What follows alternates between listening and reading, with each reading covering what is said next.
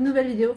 Je vais vous montrer aujourd'hui donc mon urne que j'ai réalisé pour le mariage de Cynthia et de Julien, je crois. Je vais regarder. Ouais, c'est ça. Et de Julien, tout à fait, que je vous dise pas de bêtises non plus.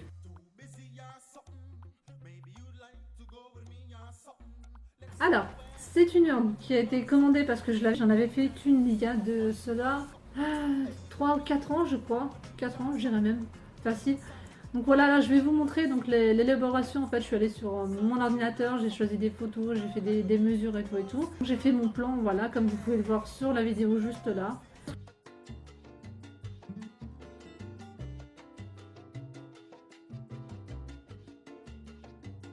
Je vais vous montrer là aussi des vidéos pendant ma construction de l'urne, les plans et tout, donc juste là. Je vais vous montrer, je suis en train de travailler sur le dessin, je délimite les passages de la lame pour ne pas casser le motif complètement. Je vais vous montrer comme ça, on va essayer d'y aller. On va mettre la caméra dans l'autre sens. Après avoir pris mes mesures, j'ai commencé à tailler mon bois. Comme vous pouvez le voir dans la vidéo qui va suivre juste là. Un petit peu la bête, hein, comme on dit. Donc la voici. Vous avez un petit carreau de protection juste là. Et bon là la lampe, hein, ce qui est vraiment indispensable quand vous travaillez, bon surtout en hiver parce que là il fait jour, c'est pas nécessaire. Ça c'est en fait c'est la toute première fois que je m'étais servi de ma machine à chantonner. J'avais utilisé une plaque, comment on appelle ça, une plaque de caisse à vin et j'avais pas vu qu'il y avait un petit clou en dessous. Du coup quand j'ai tourné ma plaque pour faire ma découpe, bah ça m'a rayé ma machine. Bon après c'est pas très grave, hein, c'est juste rayé, c'est juste le plateau. Après c'est une question d'esthétisme. Donc voilà, donc là je vous montre, il y a déjà une lame installée. Donc là, pour vous montrer, elle n'est pas suffisamment tendue. Donc en fait, vous la serrez juste là. Voilà, et quand vous entendez, vous voyez, ça fait ce bruit-là, ça veut dire que votre lame est bien fixée. Enfin, tout du moins, moi je fais comme ça, j'ai toujours fait comme ça et ça a toujours fonctionné. Donc là, vous avez la poussière qui ressort par là, le bouton marche, le bouton arrêt et la puissance de la découpe. Donc c'est tout simple. Ce qui est dommage, c'est que je revois cette machine-là, c'est qu'il ne fasse pas comme les machines à coudre en fait. C'est qu'il ne fasse pas une pédale qu'on puisse actionner quand on en a besoin. Ça aurait été vraiment super sympa de faire ça comme ça. Donc voilà. Je vérifie toujours que ma lame est bien, comment dire, est bien attachée et bien tendue, surtout parce que si elle n'est pas suffisamment tendue, elle casse. Donc, je vais baisser ma lampe. Bon, l'idéal c'est de rajouter une petite lampe supplémentaire pour avoir un meilleur éclairage.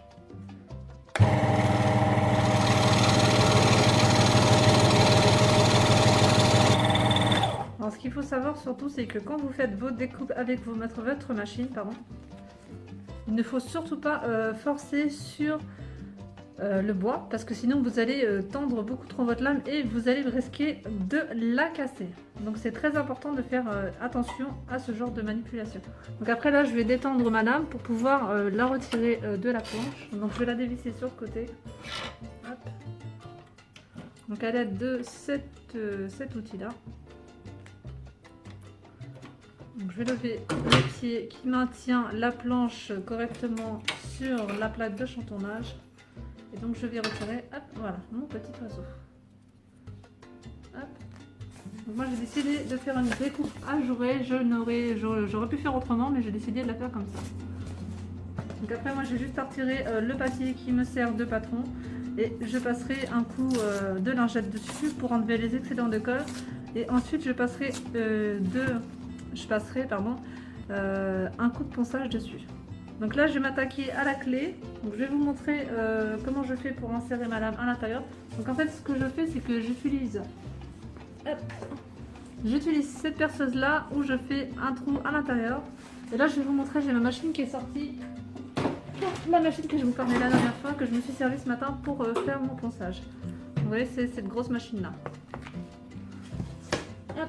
Donc là je vais insérer ma lame à l'intérieur. Vous voyez, vous l'attendez beaucoup la lame, donc il faut vraiment être très délicat quand vous faites ça.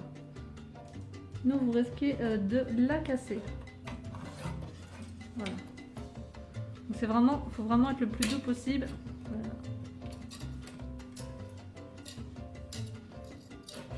Voilà. Donc surtout n'oubliez pas de mettre votre pied pour pouvoir maintenir votre planche, parce que sinon vous allez voir que ça va faire un petit peu de rodéo sur votre machine et vous allez péter votre lame et en plus vous risquez de vous mettre en danger. Donc là vous voyez la lame est un petit peu tordue, j'ai du mal à l'insérer l'autre fois. Donc là c'est tendu. Je serre au bout de ma machine. Vous entendez, ça fait comme une corde de guitare. Enfin, pas tout à fait, mais bon, on va dire c'est comme une corde de guitare. Et donc c'est reparti. Donc toujours bien mettre votre pied, c'est très important. En fait, ça ressemble à une grosse machine à coudre, hein, c'est tout simple. C'est presque le même fonctionnement, sauf que je vous conseille pas d'aller vous mettre vos doigts juste là. Et l'idéal, c'est d'utiliser avec, parce que ça fonctionne avec un bouton vert, un bouton rouge. Donc vous appuyez sur le bouton vert pour la mettre en route et le bouton rouge pour l'éteindre. Et là, vous avez la vitesse de la lame, juste là. Je vais vous montrer. Je sais pas si vous allez voir quelque chose, voilà, juste là. Mais le top, c'est quand même d'utiliser une prise avec un interrupteur. Comme ça, si jamais la prise d'interrupteur de la machine ne fonctionne pas, vous avez juste à appuyer avec votre pied sur la prise interrupteur. Donc vous savez, c'est les petits boutons rouges que vous avez sur les prises. J'ai un petit peu de bulle sur mes lunettes. Voilà. Donc c'est reparti, on y va pour la clé. Est-ce que j'ai fait montrer moi pour ça? Parce que si je ne fais pas montrer, hop, ça va tout découper.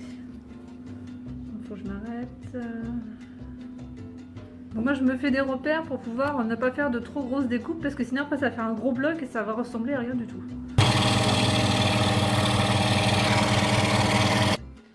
Alors la vidéo tremble un peu parce que la machine fait beaucoup de secousses. Je suis sur le bord de ma table, donc sur la rallonge. Donc la machine a moins de stabilité. Mais je vous conseille quand même de bien stabiliser votre machine, c'est très important. Bon, moi j'arrive quand même à m'en servir comme ça, donc je le fais. Mais je vous conseille quand même de bien stabiliser votre machine. Vous avez en fait sur la machine des petits supports juste là, des trous juste ici sur le côté là. Pour pouvoir la fixer à une table. Je pense plutôt, enfin à une table, un établi quoi, pas une table. Voilà, donc là j'ai découpé ma clé. Voilà, je vous montre. Super sympa, donc du coup ça je vais peut-être pouvoir regarder. Moi ce qui m'intéresse c'est le négatif voilà, de la clé.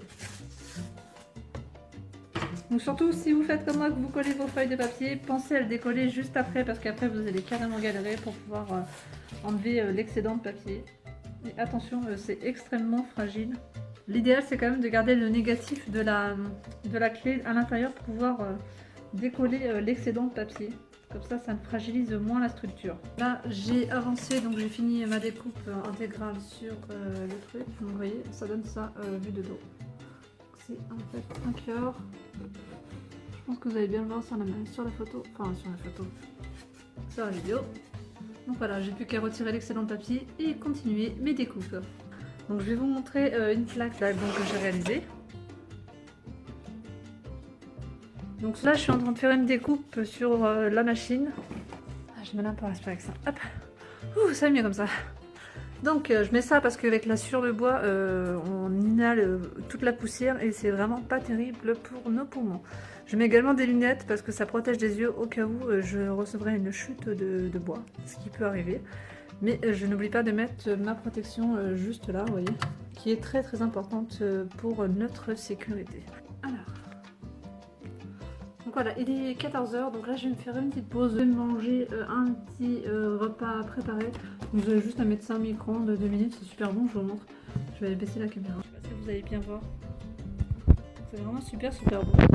Je vais m'accorder une pause, enfin oui, il faut aller chercher de l'eau parce que je ne bois pas assez d'eau. Et en dessert, je vais me prendre un petit Mont Blanc, donc je vous partage un petit peu de ma vie. Donc voilà, je vais continuer à vous montrer les autres vidéos. Là, je vais vous montrer, donc je suis en train de faire les découpes de la colombe. Donc voici l'avancée de mes travaux. Donc je vais pas tout filmer parce que je vais pas avoir assez de place sur le téléphone. Donc voilà, c'était pour vous montrer. Donc là, j'ai commencé également à faire les trous sur celui-ci. Donc c'est un peu le bazar sur la table hein, parce que j'ai disposé tout mon matériel pour travailler. Donc voilà. Donc je vous ai pas filmé toutes les étapes de la construction du dinde parce que déjà je n'avais pas beaucoup de temps devant moi. Je voulais la finir assez rapidement pour pouvoir la donner à ma cliente rapidement. Et bon, finalement j'aurais eu encore 3 bonnes semaines devant moi parce qu'elle viendra la chercher que le 15 juin. Mais bref, c'est pas grave. D'où est venu ce déclic pour le bois? Je vais vous expliquer en fait, quand j'étais petite, on partait souvent en vacances avec mes parents et mes frères et sœurs. Et on allait dans les Hautes-Alpes, pardon.